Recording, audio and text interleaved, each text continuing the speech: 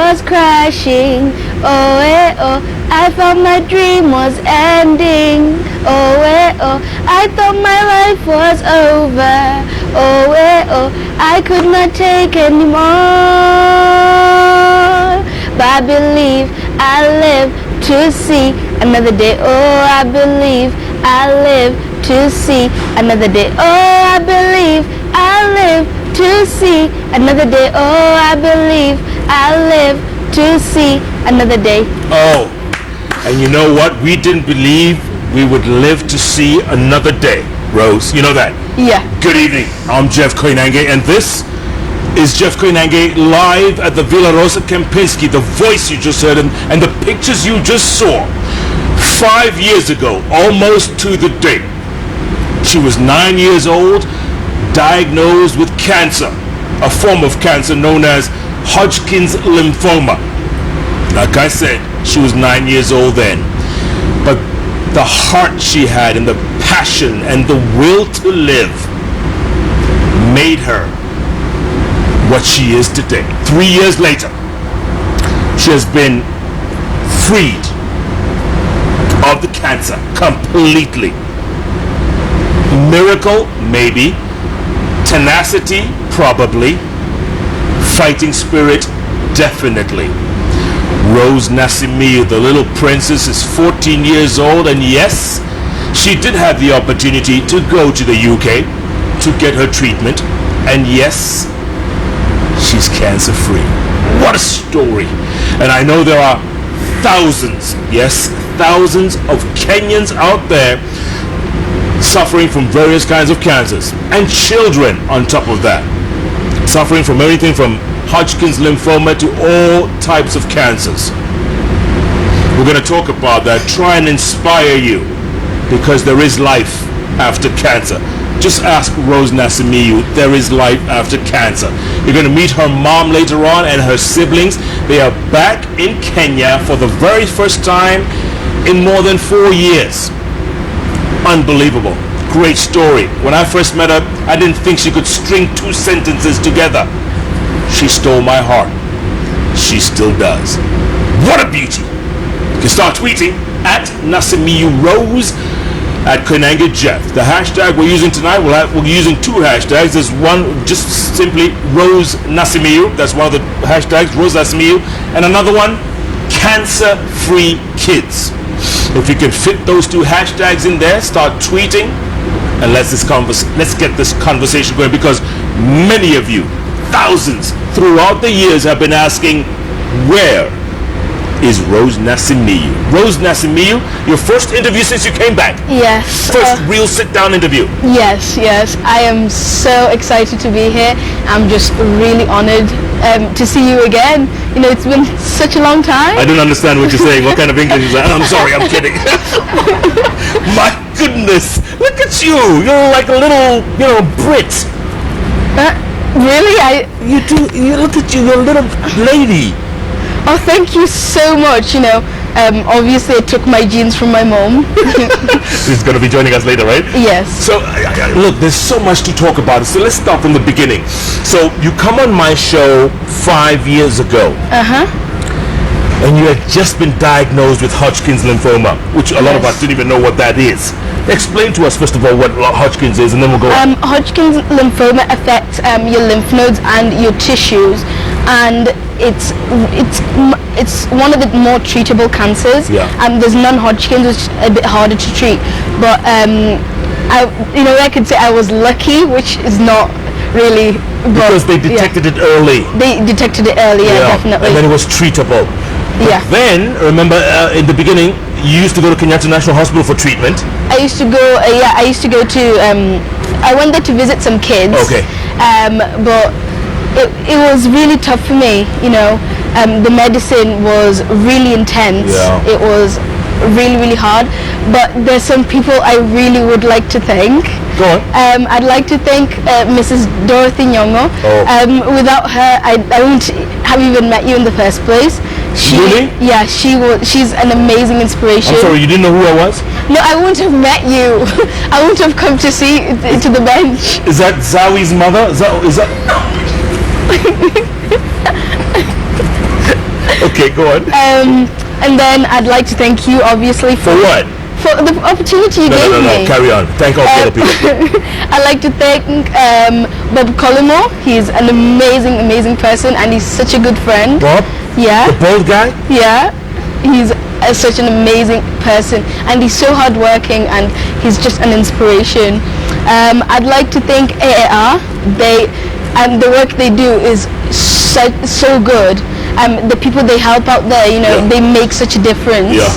Let me stop you right there. My director's saying people want to see what you really look like, and you're blocking one of your eyes. So let's just do one of these. I'm just, I'm just saying. We want to see we want to see you. Yeah. All right. And I'd like to thank my friends. They already know who they are. For being there with me, especially when I was ill, and always being so supportive. Well, you sang that song earlier on. You sang that song. Did you think at one point, Rose, that you were going to die? Did it occur to you? Oh, definitely. But my mom, she was just always there for me. And when I used to ask her, is everything going to be okay? She always used to smile and tell me, you will be fine. And I know that if my mom is worried, then there's something to worry about. But she never looked worried. If you didn't go to the UK, if you didn't have that opportunity, would you be alive today? Unfortunately, I would have not been alive because what they were doing is they don't have the facilities to check whether the medication was working. They were giving me the proper medication, but my doctor said the medication they were using was used quite a long time ago, so it wasn't working properly. It was they had probably to the expired. Yeah, they had to change up the medicine. They had made the right diagnosis and they were giving me the right treatment, but the medicine they were using, I was completely unresponsive. My cancer was spreading really fast, and that's one of the things they need to tackle. It's getting the facilities there, because we've got the doctors. All we need is the facilities, because there's so many lives that we could prevent. And thousands of kids suffer from various cancers. There's one kid in India right now called Marlon. Yeah. 15 years old. 15 years old. Suffering from? She's suffering from, is it? I'm going. You can tell me. What is it? What? Neuroblastoma. Yeah. I don't even know what that is, but okay. Yeah. And she's in India. Yeah. She requires a lot of help, if you will. Yeah. Otherwise she's going to die. She needs a bone marrow transplant. I had mine. It was autologic a transplant, which means I was my own donor because my bone marrow wasn't affected. But obviously with Merlin, her bone marrow has already been affected. So her brother's at 100% donor, but she needs 8.3 million shillings to go through with it. And it's tough because Kenya, we don't have the facilities to have a bone marrow transplant, and that's really hard. Yeah. You know what I mean? We need something here because not everyone can afford to be going out to different countries just to get bone marrow transplant. It's such an expensive procedure. It's terrible. It's terrible. Yeah. Okay, so you get to the UK, you're being treated, but your mom was saying earlier on, you used to faint a lot, and you still, you suffered bouts of fainting. Oh yeah, I used to pass out. We don't know what was going on. We never actually found out what was going on. It just completely, cleared off by itself, mostly from prayers and support from my family. But it was. When's the last time you passed out? Oh, last year in December. So you still have something in you. There's still something in there. Yeah, there might be, but at the moment I'm all clear. I've not fallen ill at all for the last 6 months, and I really thank God for that, because we pray every day. My family is always there for me. My little siblings, my stepdad, obviously, he's really supportive. Yeah. He's always helping out when he can, and I really love him, and I also love my mom. Yeah. You love your mom. You've always loved your mom, haven't you? Obviously, yeah. Huh? She's my rock. Yeah. She's your rock. Yeah. What do you want to be when you grow up? I want to be an oncologist, so someone who deals with cancer, because obviously from experience, I know how tough it is, and there's nothing better than knowing that the person who's treating you has been there, you know what I mean? So they know what's going on, and that I'm hoping and I have my future patients, that can also be a comfort. Yeah. How is school?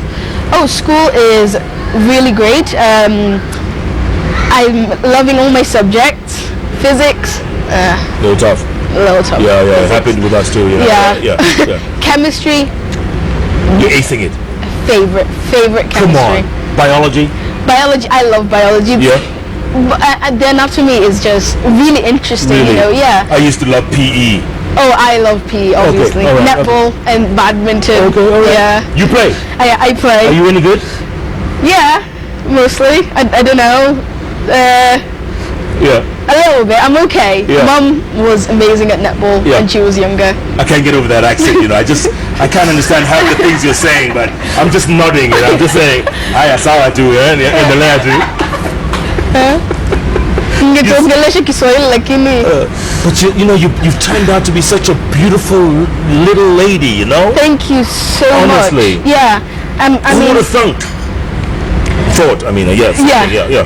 I mean, it was obviously, you know, due to the medication I used to get, it really affected my skin and stuff. Yeah.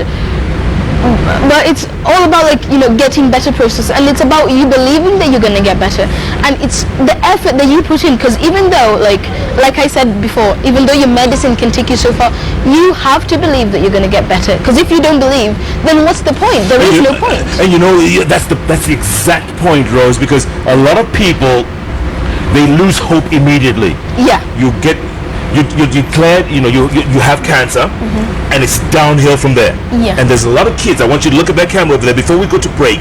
There are a lot of kids who have been asking, requesting, begging, Rose, talk to us. Yeah. Tell us something. Talk to them, Rose. I mean, all I can say to you is I know you're going through a really, really hard time. And as you can see, I'm living proof that you can get better, you know. It's a really hard process, and I understand that. But you need to believe, and you need to pray to God, because that's one of the best medicines you can have is faith. I mean, the chemotherapy obviously can also help, but faith is literally the best medicine. And you just need to try, stick together with your family, and everything will be fine. Everything will be fine.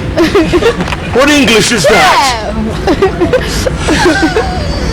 You sound so good, you know that? Thank you. I mean, half the people didn't understand what you said, but it sounded good.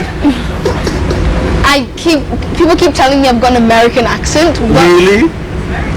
yeah, I know. In England? Yeah. That's what they tell you? Yeah, I've got an American accent. Really? Yeah. What would they say of Okedi, my cameraman?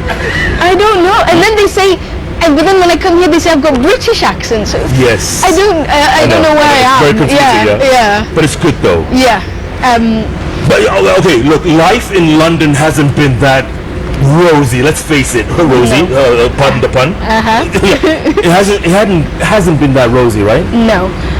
Obviously, when I first, because I live in Babington, and around where I live, there's not many black kids. I was the only black kid when I first joined that school, and it was really hard because I couldn't make any friends. Yeah. Because, you know, obviously the kids, you can't blame them, and, you know, some people thought it was infectious, and, you know, and obviously being the only black girl with no hair, and, you know, and it's really, really tough. But, you know, my mom went to talk to the school. They liaised with the school, and, you know, I finally made a friend, and her name's Jessica. She is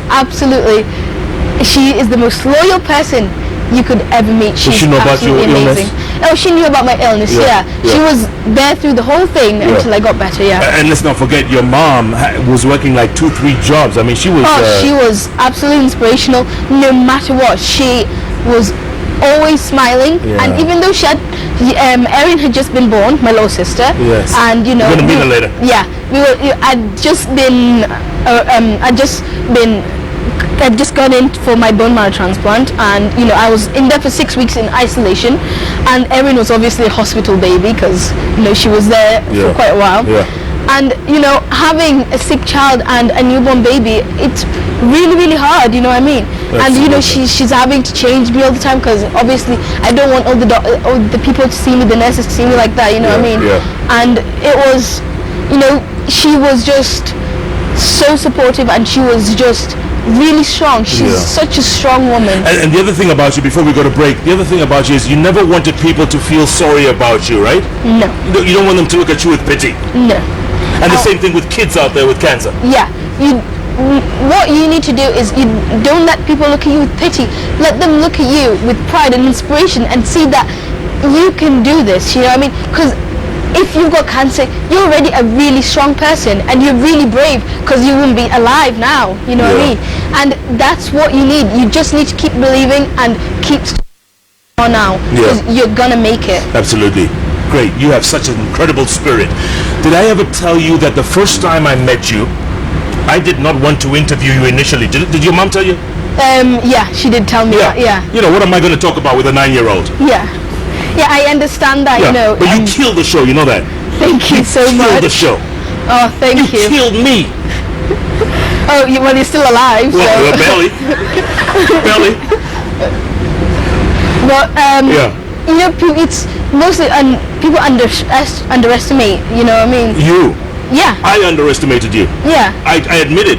I think my friends also underestimate me a bit because I'm a bit, you know, I don't talk about myself that much. I don't talk about my experience with Kenya that much, you know what I mean? I'm very quiet. I don't want too much attention being drawn. So I don't talk to my friends about like I'll tell you what, you have a great spirit, and we're gonna take a break, come back, talk a little bit more. I think we're gonna invite your mom right now. But you were talking about Dorothy Young earlier on with Africa Cancer Foundation, right? Yeah, it's celebrating 5 years. Celebrating on July 5 the 12th, years, right? Yeah. Exactly 5 years. Yeah. Exactly 5 years. They help so many people, you know what I mean? Incredible. And all they need is Kenyans to rally up, because when I was ill, you know what I mean, all the Kenyans rallied up behind me, and that's all they need right now, all the money to help all those kids, because you'd be surprised how many people text and call in asking for help, you know what I mean? I'm sorry, people are too busy stealing, okay, to help you. I'm sorry, okay? No, I mean, now it's really petty what's going on, you know, with the politicians and stuff, you know. Let's talk about that after the break. How's that? Yeah. Because you must read about what's going on over here. You must have an opinion. Yeah. A 14-year-old opinion. Yeah, I'm a Kenyan, so obviously I'm going to have an opinion. Okay. All right. Dorothy Nyong'o, right? Yeah. Zawi's mother, right? Yeah. and Lupita somewhere out there, but you know, Zawi for me. She's so inspirational. I watched her movies. They're really good. I tell you, I love this show on Thursdays. You gotta love it. You gotta love. Is it different from the other show? Yeah, you've got makeup. Sonia's at makeup. I know. We've got a crew of like 15 million people. There we used to have 2 guys, right? I know. Myself I remember. And the cameraman, Eric or Jeff. Remember? I remember that. Look at it. I mean, we have like a village here. Well, it's just, you know, it just shows that anything can develop once, you know, you give it a chance. Anything can flourish. And okay, I don't need your comment on that. Right? I know.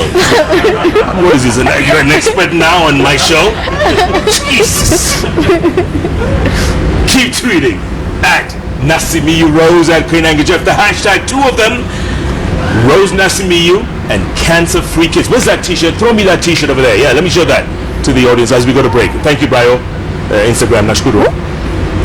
Here we go. It's Team M2.